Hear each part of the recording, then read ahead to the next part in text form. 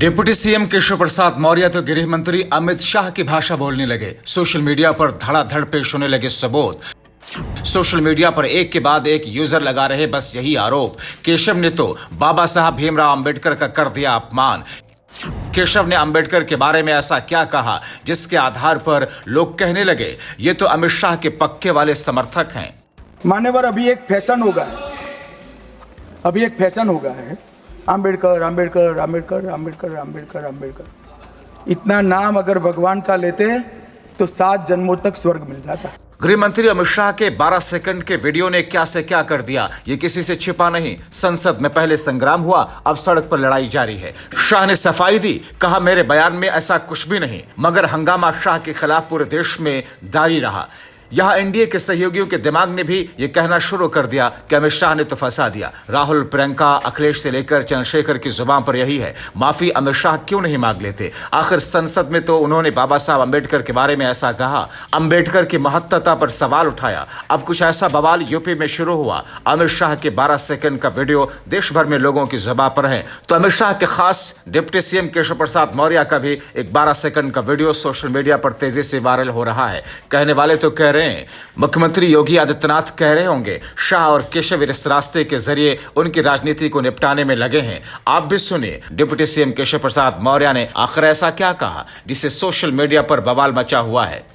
Congress party, Samajwadi party, Bharat Ratna बाबा साहब भीमराव अंबेडकर जी दलितों के, पिछड़ों के, वंचितों के दुश्मन हैं। सुन लिया आपने, वो कह रहे हैं कांग्रेस और सपा भारत रत्न भीमराव अंबेडकर और दलितों के दुश्मन हैं। क्या वाकई केशव प्रसाद मौर्य ने ऐसा ही कहा या फिर कहानी कुछ और है? जो भी हो, लेकिन सोशल मीडिया पर एक नहीं सैकड़ों यूजर तो यही कह रहे हैं। गृह मंत्री अमित शाह की तरह डिप्टी सीएम केशव प्रसाद मौर्य ने बाबा साहब भीमराव अंबेडकर का अपमान किया। अविनाश कुशवाहा नाम के सोशल मीडिया पर एक यूजर ने लिखा, भीमराव अंबेडकर दलितों पिछड़ों के दुश्मन है। केशव जी, यूपी के दलित और ओबीसी समाज आपसे उम्मीद भी क्या कर सकती हैं? बीजेपी के मन में जो है वो आपकी जुबान से शब्द बनकर प्रकट हुआ, अतः आपके निंदनीय शब्दों को जनता याद रखेगी और 2027 के चुनाव में जवाब देगी।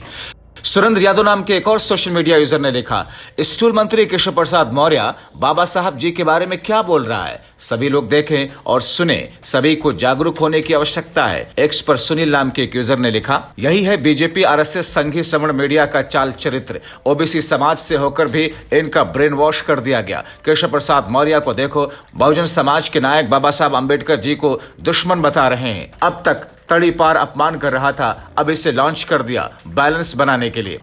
तो सवाल यही है कि क्या वाकई डिप्टी सीएम केशव प्रसाद मौर्य ने ऐसा कहा या फिर इससे आगे भी बहुत कुछ कहा जिस पर ध्यान नहीं दिया गया।